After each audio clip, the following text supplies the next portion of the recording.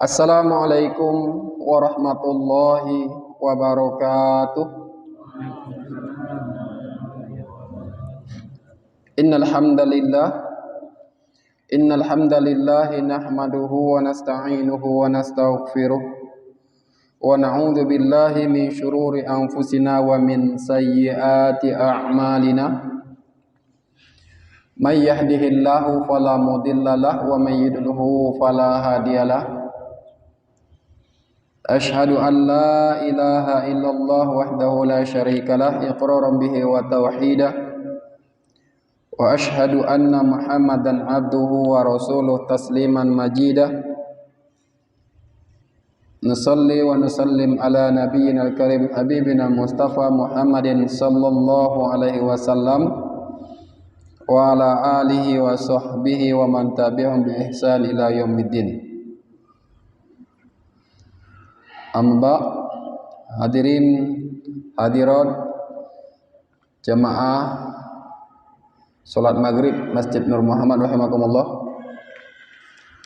Alhamdulillah, disyukur pada Allah Subhanahu wa taala atas segala nikmat dan karunia-Nya. Pada malam hari ini kembali Allah Subhanahu wa taala memberikan kita karunia, memampukan kita untuk bisa beribadah kepada Allah Subhanahu wa taala, menundukkan hati kita, menggerakkan semua anggota tubuh kita untuk khudu', tunduk dan patuh, berserah diri kepada Allah Subhanahu wa taala untuk melaksanakan perintahnya dan sebagai bentuk rasa syukur kita kepada Allah Subhanahu wa taala. Karena kalau hanya mengandalkan amalan kita, maka tidaklah amalan kita itu membuat kita masuk jannahnya Allah Subhanahu wa taala. Kalau bukan karena rahmat Allah Subhanahu wa taala, maka amalan kita tidak ada apa-apanya, Pak.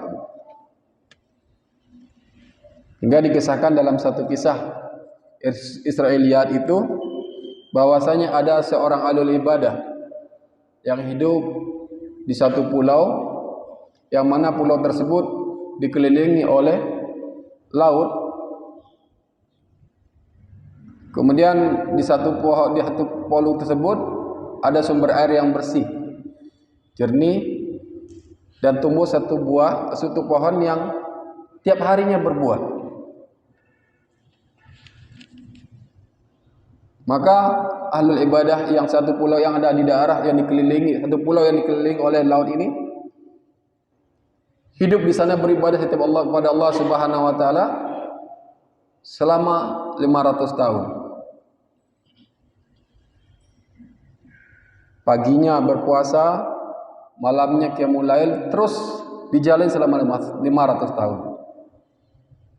Sore turun ke bawah berwudu di sumber air yang tawar dengan nikmat dan izin Allah Subhanahu wa taala di satu pulau yang dikelilingi oleh laut, yang seharusnya airnya itu ikut asin, tapi Allah Subhanahu wa taala berkehendak sumber ataupun air yang ada di pulau itu tawar, tiap hari turun ke bawah berwudu, kemudian tiap hari juga memetik buah sebagai bekal untuk beribadah kepada Allah Subhanahu wa taala. Maka sampai 500 tahun Allah Subhanahu wa taala mewafatkannya. Kemudian setelah diwafatkan oleh Allah Subhanahu wa taala, dibangkitkanlah. Bangkit Allah Subhanahu wa taala memerintahkan kepada malaikat, ya malaikati adkhilhu jannata birahmati. Hai malaikat, masukkan hambaku ini kepada dalam jannah, dalam surga karena rahmatku.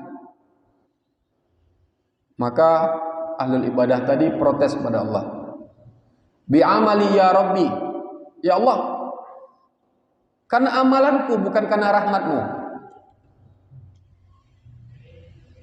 Kemudian Allah Subhanahu wa taala berfirman lagi, perintah kepada malaikat, adkhilhu jannata birahmati, masukkan dia dalam surga karena rahmatku.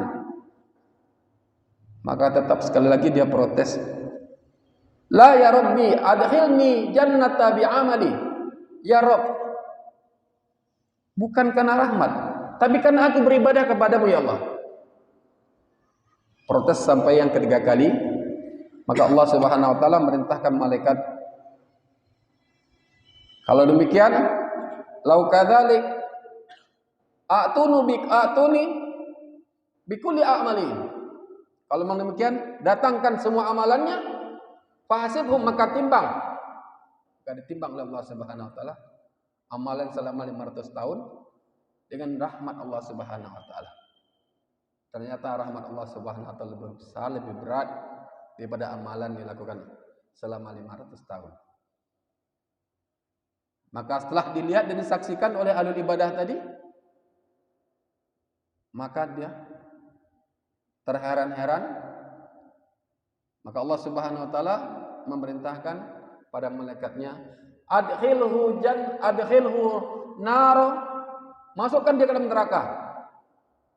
Maka ahlul ibadah tadi protes.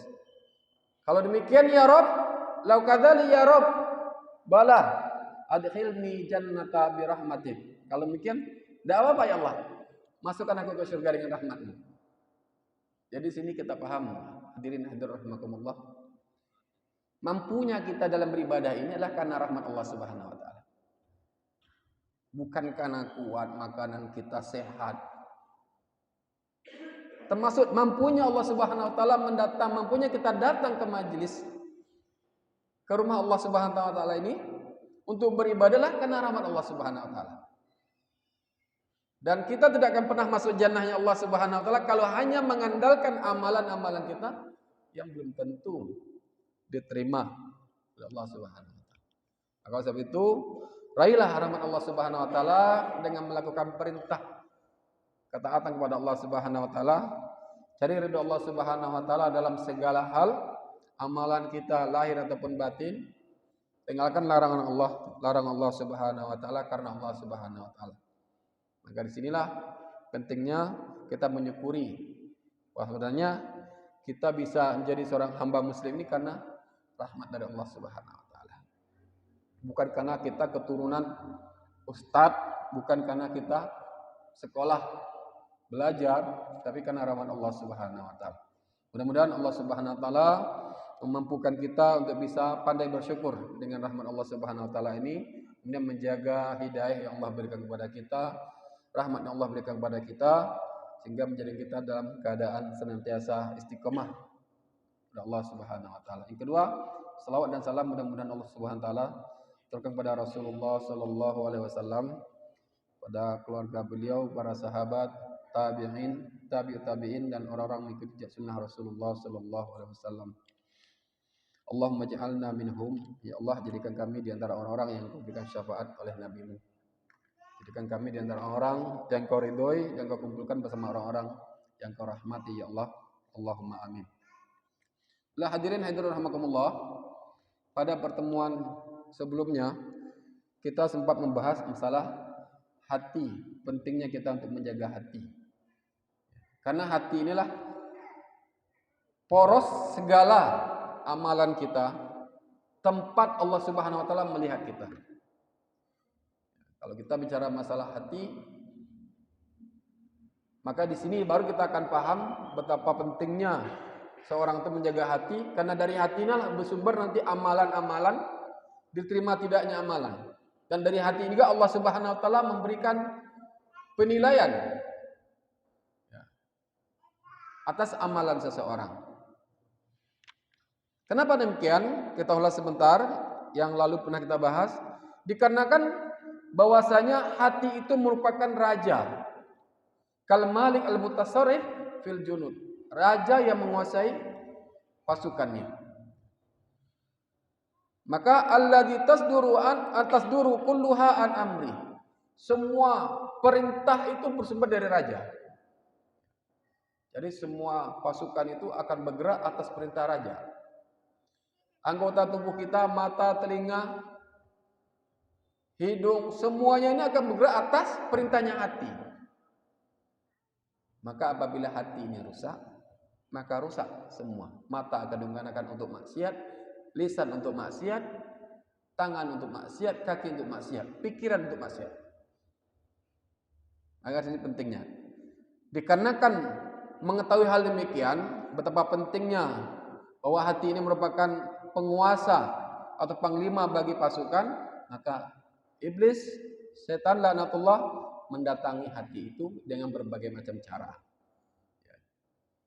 Datang dengan kesyirikan, datang dengan bujuk rayu, sebagaimana orang tua kita Adam alaihissalam didatangi oleh iblis dengan janji, dijanjikan bahwa kalau kamu makan buah ini maka kamu akan abadi di sini.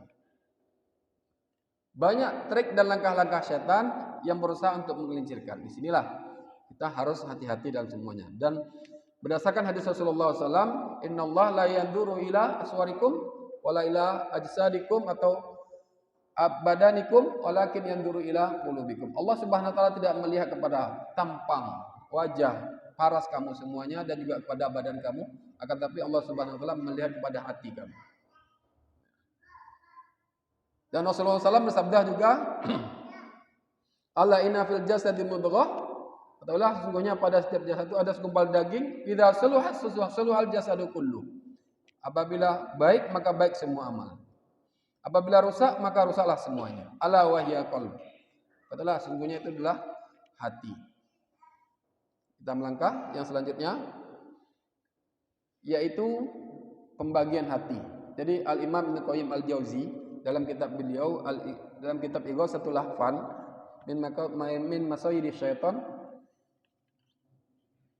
beliau mengatakan bahwa membagi bahwa hati itu dibagi sesuai dengan kondisi keadaannya, dibagi menjadi 3. Pertama, hati yang sehat, hati yang selamat, berdasarkan firman Allah Subhanahu wa taala, yauma la yanfa'u malun wala banun illa man atallaha biqalbin salim. Pada hari itu nanti hari kiamat tidak bermanfaat lagi harta, malun wala banun, dan anak keturunan. Semua orang akan lari. Yauma yafirru mar'u min akhi wa ummihi wa abihi wa sahibatihi wa bani. Pada hari itu nanti akan lari semuanya. Orang tidak mau bertanggung jawab lagi, mau berlepas diri semua. Yauma yafirru mar'u min akhi wa ummihi wa abihi. Lari dari saudaranya, dari bapaknya, dari ibunya, dari istrinya, semua berlepas diri. Mereka mempertanggungjawabkan masing-masing. Dan pada hari itu juga nanti ma'agna anhu maliyah, ma'agna anni maliyah, tidak bermanfaat harta kita. Halaka anni sultaniyah, justru kekuasaan itu mencelakakan kita semua. Maka sebab itu Al-Imam Ibnu Qayyim Al-Jauzi membagi hati pertama adalah hati yang finqisamil qulub ila sahih was-saqim wal mayyit. Hati itu dibagi 3, yaitu hati yang sehat, sahih, was-saqim, hati yang sakit, hati yang mati. Hati yang sehat, sahih adalah hati yang selamat. Nah, kita bahas satu ini, hati yang selamat. Hati selamat itu adalah, ulama berbeda pendapat, banyak manusia berpendapat bahwa hati yang selamat itulah al-qalbus salim, hati yang selamat, annahu alladhi qad salima min kulli syahwati tukhalifu amrullahi wa nahi. Hati yang selamat dari menyelisihi perintah Allah. Maknanya hati itu senantiasa tunduk dan patuh kepada Allah dan dia menyelisihi keinginan hawa nafsunya. Semua perintah Allah dilakukan, dijalankan, larangan Allah Subhanahu wa taala ditinggalkan. Itu hati yang selamat. Tidak hanya mengikuti apa yang diinginkan oleh nafsunya, keinginannya, digunakan semua anggota tubuhnya untuk mengikuti syahwatnya. Tapi hati yang selamat itu selamat dari perbuatan itu. Wa min kulli syubhatin tu'aridu khobaruhu, dan dari semua syubhat, selamat dari syubhat-syubhat yang datang. Jadi hati yang selamat ini selamat dari syubhat. Kalau sudah selamat dari syubhat berarti hati ini memiliki ilmu, Pak. Karena yang bisa menyelamatkan, menjelaskan syubhat itu adalah ilmu. Dan seorang hati ini apabila selamat dari syahwat, berarti hati ini pilih ilmu dan kesabaran.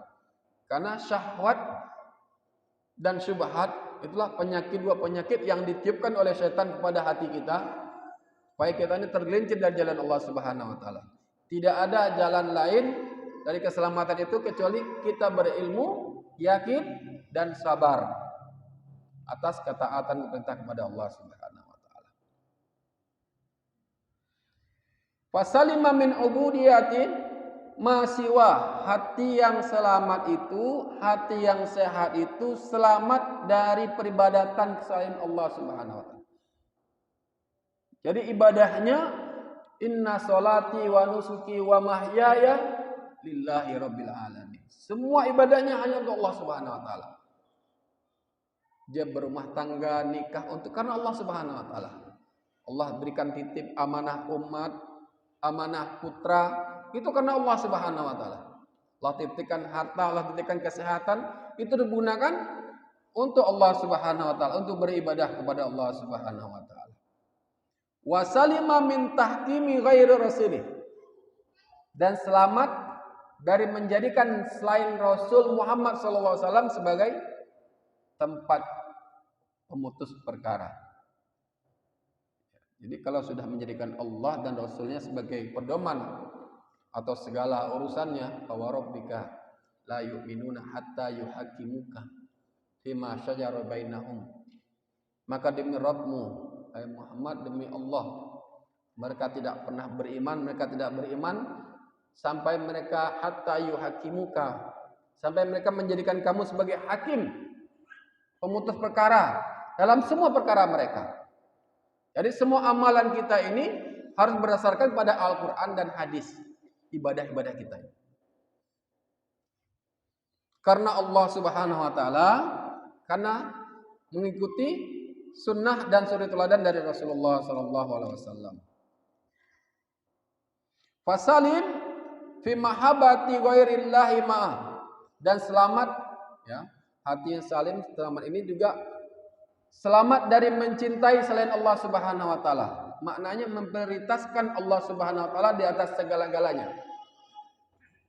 Qul in kuntum tuhibbunallah fattabi'uni yuhibbukumullah.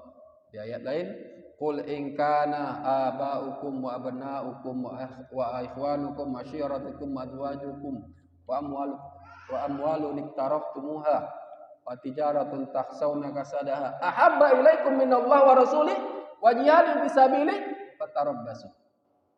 Katakanlah kalau seandainya bapak-bapak kamu, aba'ukum wa abna'ukum, dan harta-harta kamu, saudara-saudara kamu, istri-istri kamu, harta kamu, perniagaan kamu, lebih kamu cintai daripada Allah dan Rasulnya, ahabba ilaikum minallah wa rasuli wa jihadin fisabilih, dan berjihad di jalan Allah Subhanahu wa taala, fatarabbasu hatta ya'ti Allah bi amri. Maka tunggu masanya sampai Allah Subhanahu wa taala mendatangkan ketetapannya. Maka hadirin hadirat rahimakumullah, disinilah pentingnya kita untuk menjaga hati kita, bagaimana ibadah kita itu murni karena Allah Subhanahu wa taala. Kita bersedekah ya karena Allah, kita ibadah ya karena Allah, kita menjadi pengurus masjid karena Allah, bukan karena yang lain. Bukan karena jabatan, bukan karena nama, karena kekuasaan, karena semua itu akan binasa, tidak manfaat di hadapan Allah Subhanahu wa taala. Tidak bermanfaat harta, tidak bermanfaat anak, tidak manfaat jabatan, semua akan binasa, kecuali yang datang kepada Allah Subhanahu wa taala dengan hati yang selamat.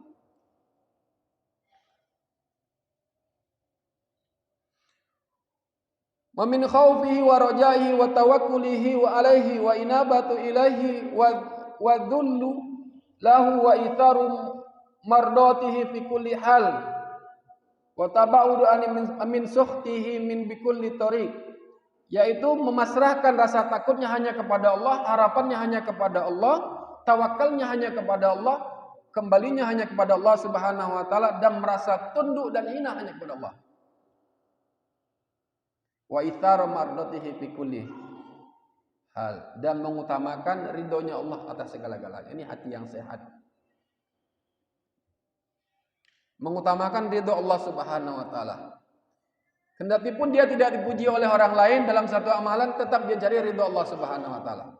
Jadi kalau kita bicara masalah ikhlas, ulama itu memberikan makna dari ikhlas itu tidak bertambah ketaatannya ketika dia dipuji, tidak berkurang ketaatannya ketika dia dicaci. Jadi betul-betul ikhlas karena Allah Subhanahu wa taala. Dia punya jabatan atau tidak punya jabatan, disanjung, dipuji ataupun dicaci, semua karena Allah Subhanahu wa taala.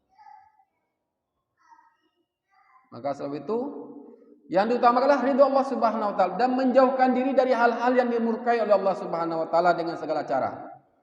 Wa hadza min haqiqati al-ubudiyyati allati la tasluhu illa lillahi wahda. Dan inilah hakikat ibadah. Yang tidak sah ibadah itu kecuali hanya untuk Allah. Ini hati yang kita jaga. Maka dalam satu hadis itu ketika Muawiyah kedatangan salah seorang sahabat, beliau bertanya, apakah engkau mendengarkan hadis dari Rasulullah SAW dari Abu Hurairah? Apakah engkau mendengarkan hadis dari Rasulullah SAW? Maka Muawiyah bertanya kepada sahabatnya.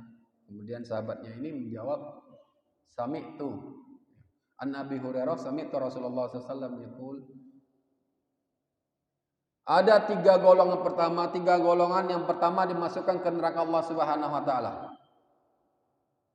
Diceritakan hadis yang panjang itu, yaitu salah satu diantaranya tiga golongan ini adalah orang yang Allah berikan nikmat Quran. Orang baca Quran, orang hafal Quran, orang bersedekah, orang berjihad, Allah Subhanahu wa taala tiga pertama kali, dan inilah tiga orang pertama kali yang Allah masukkan neraka.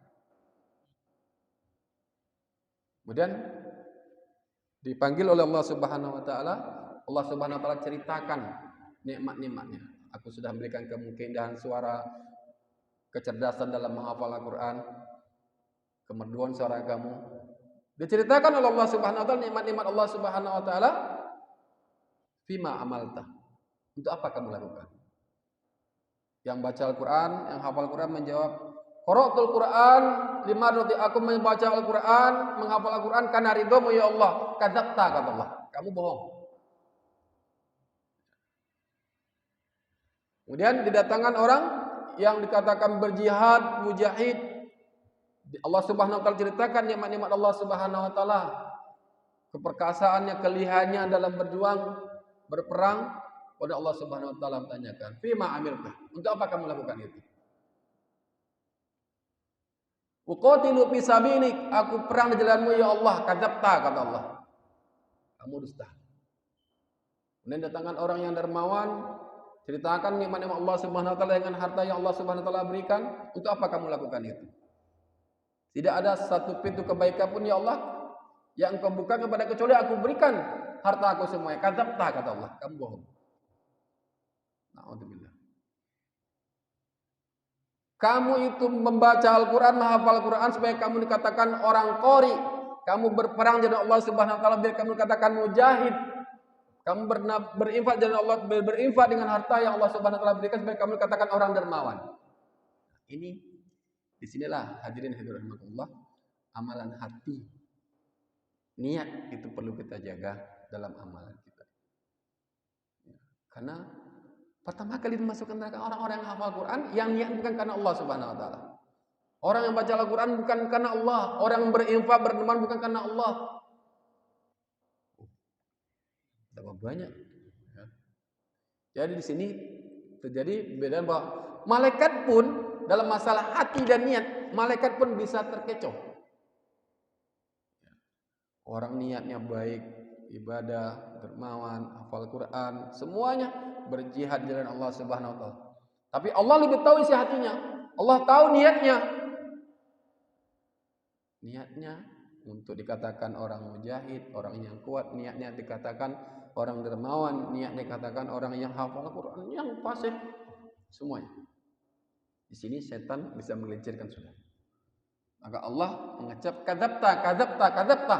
Kamu dusta, dusta, dusta. Niat kamu bukan karena itu. Na'udzubillah wa liyadzubillah.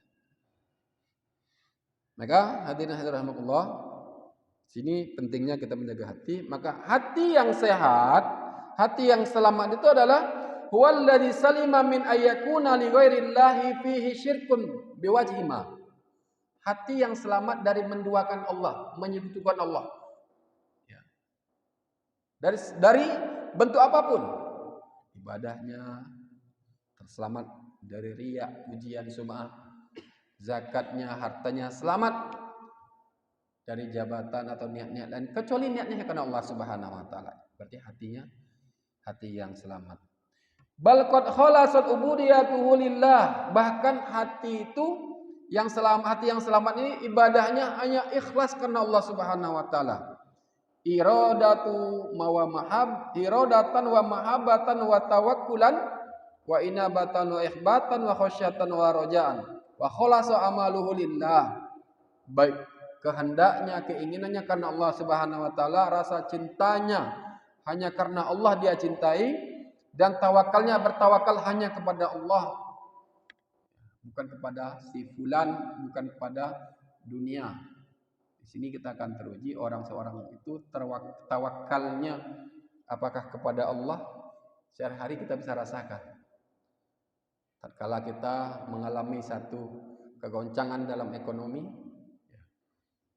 semua tagihan datang, kebutuhan semua tampak, butuh tagihan untuk ini, biaya sekolah SPP anak, semua keluar, tagihan itu datang untuk semua. Antara Allah Subhanahu wa taala menyukupkan rezeki kita.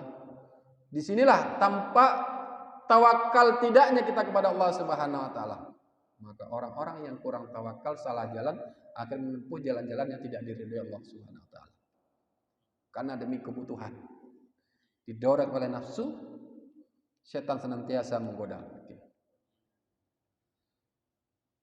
Tawakkulan wa inabatan, dan betul-betul bertobat kepada Allah Subhanahu wa taala, wa ikhbatan, hati itu tunduk dan takut kepada Allah dan mengharap hanya kepada Allah Subhanahu wa taala. Bahkan khalasu amaluhu kullu lillah, semua amalan diikhlaskan kepada Allah.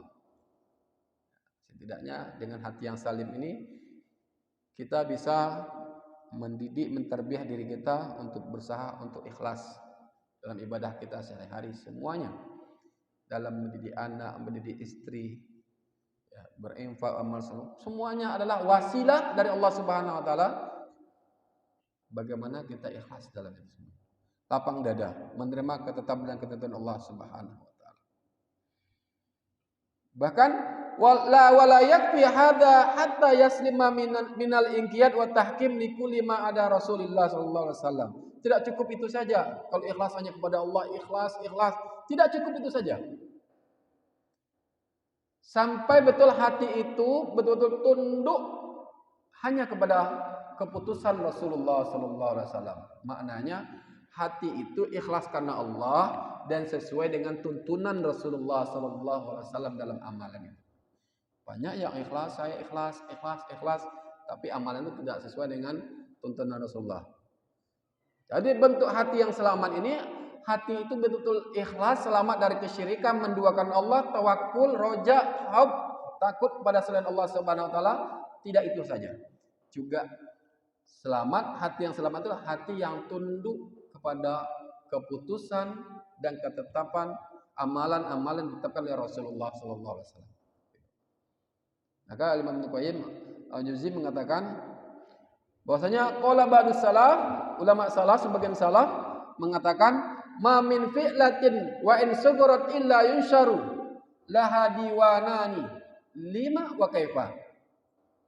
Ulama salaf mengatakan tidak ada satu perbuatan apapun baik kecil ataupun besar kecuali yunsharu laha diwani, dianjurkan dia untuk menanyakan, ya, 5 untuk apa dia lakukan. Saya ke pengajian untuk apa? Atau karena tak nyaman sebagai pengurus masjid harus hadir. Saya pengajian, saya berinfak untuk apa? Supaya biar saya katakan orang-orang jud, orang-orang yang dermawan. Saya sholat untuk apa? Atau hanya untuk melancarkan rezekinya? Saya baca Al-Quran untuk apa? Jadi 5 untuk apa? Wa kaifa, dan bagaimana?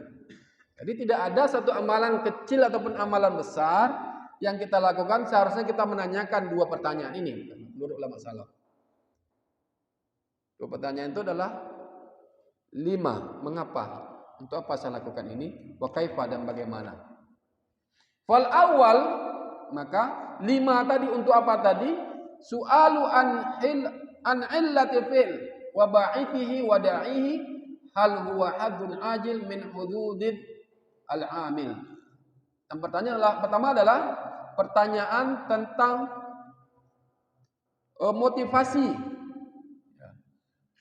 motivasi dan dorongan kita untuk melakukan latar belakang untuk melakukan amalan itu. Ya, saya ini berinfak ke masjid supaya apa? Karena ingin cari suara. Kemudian mendatangi masjid, rumah Allah, berinfak ke masjid, ingin cari menang dalam pilkades atau yang lain. Semua itu dilakukan untuk apa? Kalau dilakukan itu hanya untuk itu, kepentingan dunia, wa ghardu min aghradi dunya fi mahabbatil mar'i minan nas, atau tujuannya hanya untuk kesenangan dunia, supaya dia dipuji, supaya dia dipilih, supaya dia semuanya untuk kepentingan dunia. Au khaufu min dhamin, atau takut dicaci oleh manusia. Kalau saya tidak ke sana nanti saya tak nyaman. Saya kalau tidak ke sana itu nanti saya takut dicaci, saya dianggap tidak ada. Atau karena takut dicaci orang, atau karena mengharapkan pujian orang, atau kepentingan dunia, tendensi dunia dilakukan. Au istijlabi mahbubi ajil, atau ingin mendapatkan rasa cinta dari orang-orang, kecintaan dunia, au daf'il makruh ajil, atau menjaga diri dari sesuatu yang dibenci di kehidupan dunia ini. Supaya saya tidak dibenci, akhirnya saya hadirlah ke sana. Ini untuk apa? 5 ini harus ditanyakan kepada untuk apa kita melakukan. Yang kedua pertanyaan adalah su'alu an mutaba'ati Rasul alaihi salatu wassalam fi dzalika ta'abbud. Ai hal kana dzalika al-amalu mimma syara'at laka ala lisani rasuli am kana amalan lam asyra'hu walam ardoh. Yang kedua, kalau tadi kita tuh motivasilah karena Allah atau karena apa? Yang kedua adalah apakah amalan itu yang kita lakukan sesuai enggak dengan tuntunan nabinya, syariat yang Allah Subhanahu wa taala ajarkan kepada rasulnya. Maka inilah pentingnya hati itu jadi hati yang selamat, Pak, Bu. Sehingga hati yang selamat itu semuanya karena Allah Subhanahu wa taala. Bukan berarti sebatas hanya tidak riya,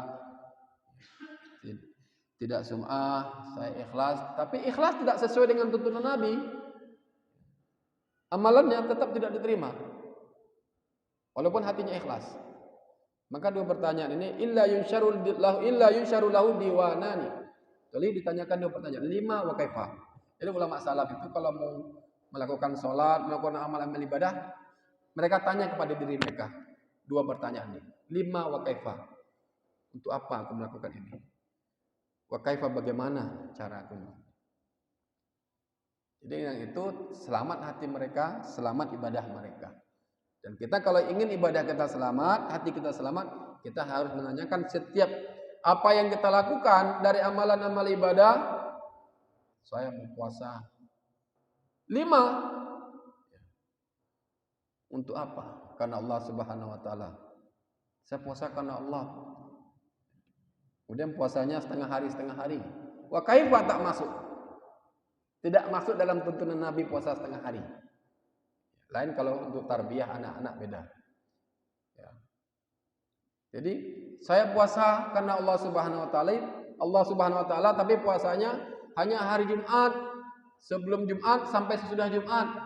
Tidak masuk dalam tuntunan dan sunnah-sunnah diajarkan oleh Rasulullah SAW. Maka amalan jadi amalan mardud.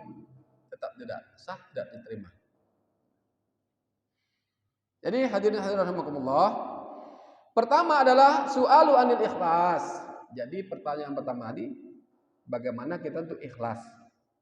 Yang kedua adalah anil mutaba'ah, bagaimana kita mengikuti sunnah Rasulullah SAW. Karena hati yang selamat itu hati yang selamat dari menduakan Allah Subhanahu Wa Taala dalam pengharapan, dalam rasa takut, dalam kecintaan, dalam tawakal, dalam ketundukan, ya. Dan juga tidak cukup hanya itu hanya kepada Allah saja, tapi juga menjadikan Rasulullah SAW sebagai panutan, tidak mendului Allah dan Rasulnya.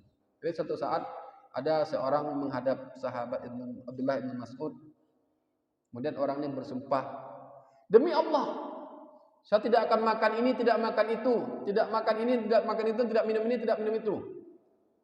Maka Abdullah bin Mas'ud mengatakan, khud, cukupkan, tinggalkan sumpah kamu, kul dan makanlah, la tuqaddimullah wa rasuluh. Jangan kamu mendahului Allah dan Rasulnya. Jadi setiap amalan kita itu memang harus kita sesuai karena Allah Subhanahu Wa Taala dan sesuai dengan tuntunan dan sunnah Rasulnya. Itu namanya hati yang selamat, hati yang sehat. Banyak nanti ada hal yang kedua, ini hati yang pertama yang kita bahas, kita pelajari pada pertemuan ini. Mudah-mudahan Allah Subhanahu Wa Taala memampukan kita untuk menjaga hati kita ini sebagai hati yang tunduk dan patuh hanya kepada Allah dan sesuai juga dengan tuntunan dan sunnah Rasulullah SAW. Sehingga sebelum beramal kita harus ada pertanyaan, sebagaimana salaf menanyakan ini kepada diri mereka masing-masing. Saya ini ke masjid untuk apa? Saya ini ke pengajian untuk apa? Saya puasa untuk apa? Dan bagaimana? Pertanyaan ini harus kita tanyakan terus. Karena setan itu akan membisit dengan halusnya. Tatkala kita ada di depan, tatkala kita diberikan kenikmatan oleh Allah Subhanahu Wa Taala. Ada berangkat haji, supaya saya dipanggil haji. Saya berangkat umroh supaya apa ya? Orang tahu, akhirnya oleh setan dibisik, ayo kamu foto, selfie, status, biar orang tahu kalau kamu umroh. Nah, ini setan membisiki sangat-sangat halus dalam amal-amalan kita, dalam niat-niat kita. Supaya kamu mantap, dipuji orang bacaannya, takomoklah sedikitnya. Supaya orang itu takjub dengan kamu semuanya. Orang itu mengeluh-ngeluhkan kamu. Sehingga amalan kita jadi rusak. Bukan karena Allah Subhanahu Wa Taala. Nauzubillah waliyadzubillah. Mudah-mudahan Allah Subhanahu Wa Taala menjaga kita dari itu semuanya. Allah Subhanahu Wa Taala menjauhkan kita dari perbuatan yang mematikan hati kita, menjadikan hati kita sakit. Mungkin ada pertanyaan sebelum? Sampai jam berapa nih, Pak? Bentar lagi?